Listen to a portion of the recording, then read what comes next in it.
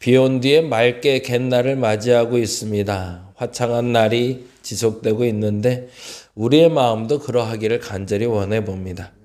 어두움이 있고 슬픔이 있고 억울함도 있고 속상함도 있는 시간들 다 지나가게 하여 주시고 햇빛이 반짝반짝 빛나는 5월, 이 5월에 우리에게 희망이 되어 주시고 소망이 되어 주시옵소서.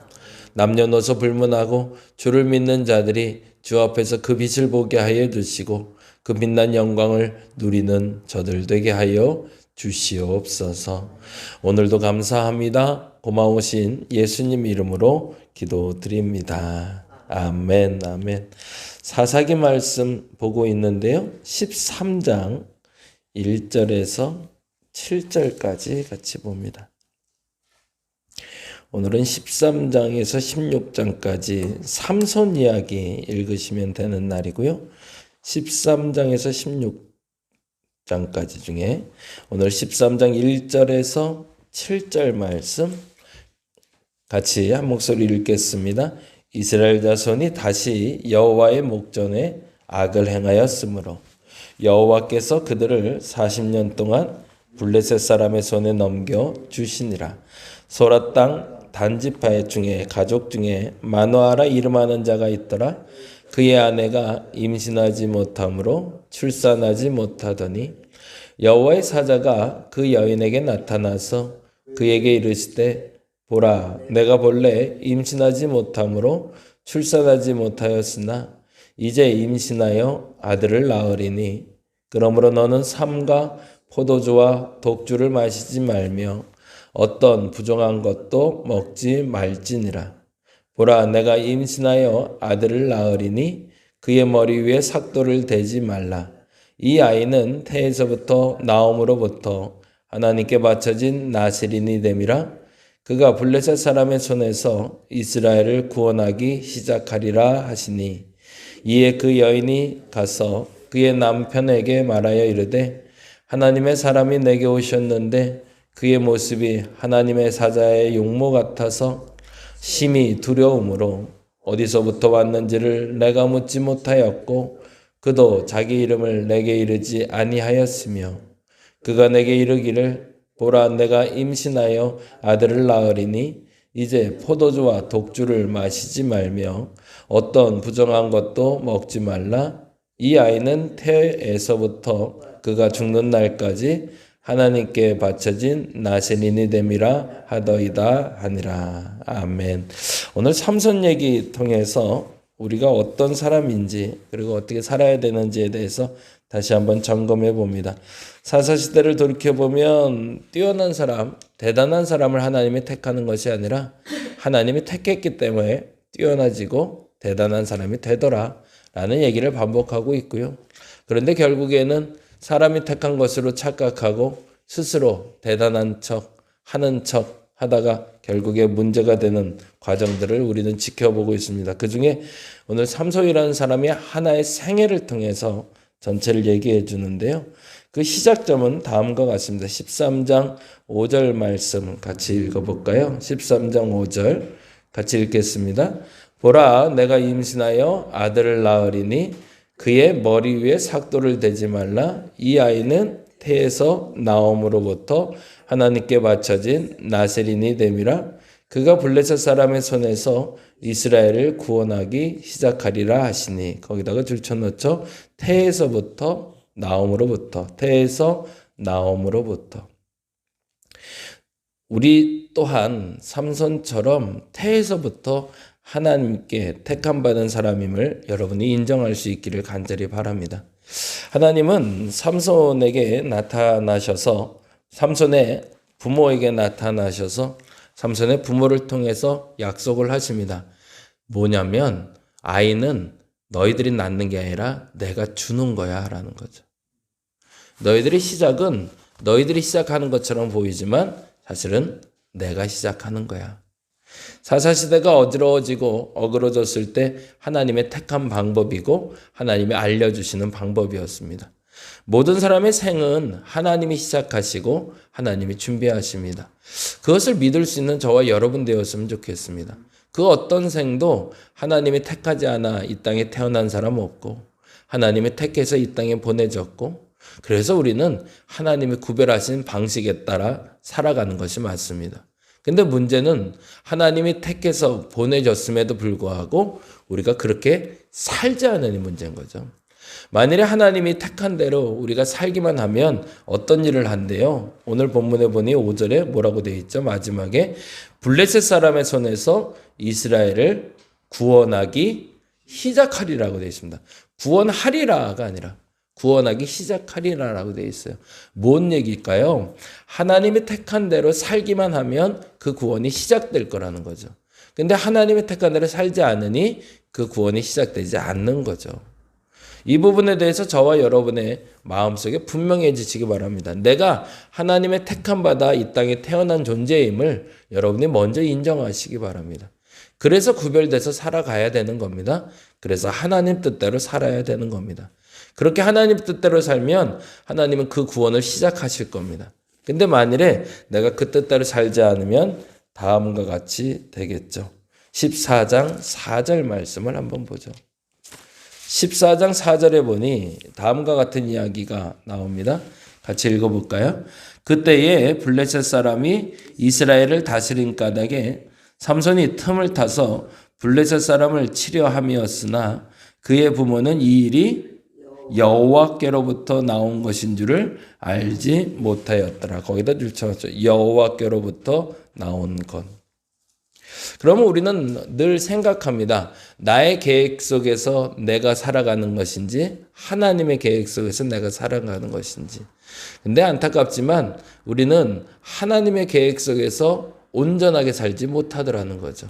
그래서 하나님은 항상 최선의 세상을 우리에게 누리게 하시는 것이 아니라 주일날도 설교한 것처럼 차선의 생각을 살아가게 하십니다. 그건 안타까운 거죠. 삼손이 하나님의 뜻대로만 살았다면, 하나님의 부른 대로만 그대로 살았으면 하나님의 뜻대로 펼쳐지는 일들을 했을 겁니다. 근데 오늘 본문을 유심히 보면서 명확히 알아야 될 것은 이 일이 여호와께로부터 나온 것이라고 되어 있지만 그건 하나님의 최선이 아니라 하나님의 차선이라는 거죠. 왜요? 삼손이 하나님의 말을 안 듣거든요. 그러니 삼손의 수준에 맞게 세상을 다시 재편집하십니다. 그리고 삼손이 삼손의 방법으로 블레셋에서 이스라엘을 구원하기를 시작하신 거죠. 이 말에 여러분의 오해가 없고 그리고 분명히 알아들을 수 있으면 좋겠습니다. 하나님은 항상 최선의 방법을 준비해 놓으십니다. 그리고 그 최선의 방법 속에서 하나님의 일을 시작하고 싶은데 우리의 죄가, 우리의 잘못된 판단이 하나님의 최선의 환경에서 일하지를 못하게 만들어요. 만일 아담이 에덴에서 선악과를 먹지 않았으면 가장 최선의 세상을 살아갔을 겁니다. 근데 선악과를 따먹음으로 하나님의 차선의 세상을 살아가게 됩니다. 사무엘도 마찬가지였고 사울도 마찬가지였죠. 사울도 하나님의 부름 앞에서 바르게 살아갔다면 최고의 왕이 됐을 겁니다. 근데 하나님의 부름 앞에 불순종함으로 차선의 삶을 살아가게 되는 거죠. 삼손 역시도 동일했습니다. 그러니 이것이 하나님이 아니다가 아니라 우리의 잘못 때문에 좀 모난 세상을 우리는 살아가게 된다라는 얘기죠. 그런데 중요한 것은 15장 14절입니다. 같이 한번 읽어볼까요? 15장 14절. 같이 한번 읽어보겠습니다. 15장 14절. 삼손이 레이의 이름에 블레셋 사람들이 그에게로 마주 나가며 소리 지를 때 여호와의 영이 삼손에게 갑자기 임하심에 그의 팔 위에 밧줄이 불탄 삼과 같이 그의 결박되었던 손에서 떨어진지라. 거기 여호와의 영이라고 좀 거기다 줄쳐 놓죠. 삼손은 본인이 어려울 때마다 하나님이 도와주신다는 걸 알고 있습니다. 그래서 하나님의 능력으로 탈출하기도 하고 능력을 행해서 블레셋 사람들에게 승리하기도 해요. 근데 그 힘의 근원이 하나님이었죠. 근데 더 중요한 건 오늘 읽은 이 15장 14절의 여호와의 영이 갑자기 임하신 게 삼손에게 마지막으로 임하신 하나님이라는 걸 삼손은 알지 못합니다. 그건 무슨 말이냐면 언제나 당연히 하나님은 날 도울 거라고 착각을 하는 거죠. 내가 무슨 잘못을 해도, 내가 무슨 짓을 해도 하나님은 날 도우셔야 돼. 그건 하나님을 종으로 만드는 겁니다. 하나님은 최선의 세상을 만들어 놓고 그 안에 살길 원하셨지만 우리 죄 때문에 우리는 항상 차선을 살아간다고 말씀드렸어요. 근데 차선으로 항상 만들어버리는 사람들이 있어요. 한번 그래 놓고 나니 그래도 되는 줄 아는 거죠. 부모에게 한번 속을 썩인 자녀가 부모에게 혼을 나지 않으면 그래도 되는 줄 압니다. 그래서 부모의 뜻에 부합하지 않는 삶을 살면서도 당연히 부모는 나를 사랑해야 된다고 생각하죠. 그러면 부모는 그 어느 순간 결정을 합니다. 한번 호되게 당할 수 있는 시간을 갖게 해야 된다고 생각하죠. 그리고 고통을 겪게 하고 그 후에 감싸주게 됩니다. 이유는 아이가 바른 생각을 갖게 하기 위함이죠.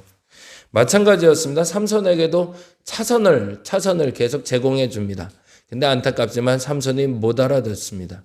그러자 이와 같은 일이 벌어지죠. 16장 20절입니다. 같이 읽어볼까요? 16장 20절 같이 읽어봅니다.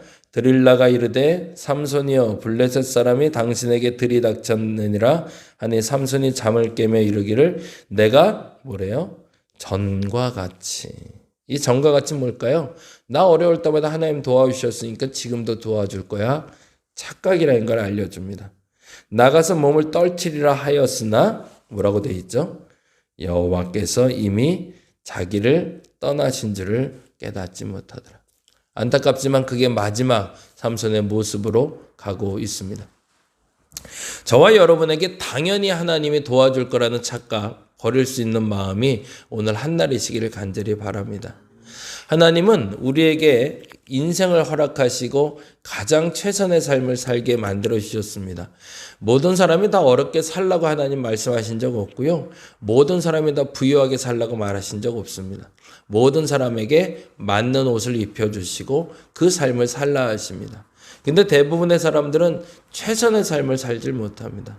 하나님의 최선의 허락된 세상을 살지 못하고 차선을 사는 이유는 하나님의 마음이 바뀌었기 때문이 아니라 내가 잘못해서 그 상황을 잘못 만들어 놓았기 때문에 하나님은 그 차선에서 최선을 찾으셨음을 여러분이 인정하시기 바랍니다.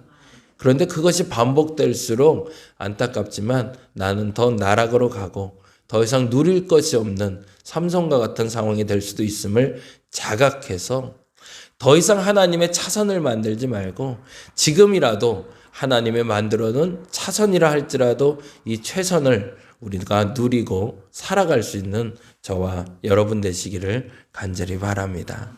기도하겠습니다. 하나님은 당연히 나를 도와주시겠지 착각입니다. 어느 순간이 되면 하나님이 이제는 더 이상 안 되겠구나라고 여기실 때가 있습니다.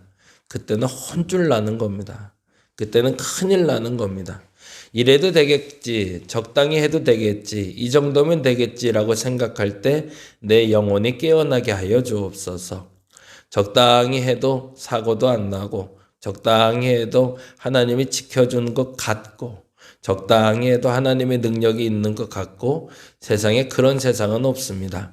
오늘 내가 최선일 때 하나님은 그 최선의 삶으로 보답해 주시는 것이지 내가 차선을 택하고 있는데 하나님은 최선으로 일하지 않으십니다. 내가 하나님이 만들어 놓으신 그 아름다운 세상에서 내가 해야 될 그 일을 최선으로 감당하게 하여 주옵소서. 그래서 시간이 지나고 난 후 후회가 없었더라고. 그리고 항상 하나님은 나와 함께 하셨노라고 고백할 수 있는 우리가 되게 하여 주시옵소서. 오늘도 감사합니다. 고마우신 예수님 이름으로 기도드립니다. 다 같이 기도하고 돌아갑니다.